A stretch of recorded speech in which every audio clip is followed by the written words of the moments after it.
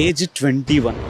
లిటరల్గా నాకు వచ్చే స్టోరీస్ అన్నీ 20, 21, 22 ఏజ్, మ్యాక్సిమం బీటెక్ డిగ్రీ ఈ చదువులు చదువుతున్నారు. ఏం చదువులు చదువుతున్నారో అర్థం అవ్వట్లేదు, ఇంట్లో ఏం చెప్తున్నారో అర్థం అవ్వట్లేదు. ఈ స్టోరీ విందాం. కామన్ స్టోరీ, ప్రతి ఒక్క బీటెక్ చదువుతున్న మీ కామన్ స్టోరీ. అరే ఇన్స్టాలలో నెట్లు ఇవన్నీ మీరు చూసి ఏమైపోతున్నారు రా, చదువుకోండిరా అంటే ఎస్. ఈ స్టోరీకి వస్తే ఆ అమ్మాయి థర్డ్ ఇయర్లోనే ఫిజికల్గా అయిపోయింది. ఎందుకంటే నేను డైరెక్ట్ పాయింట్కి వస్తున్నాను.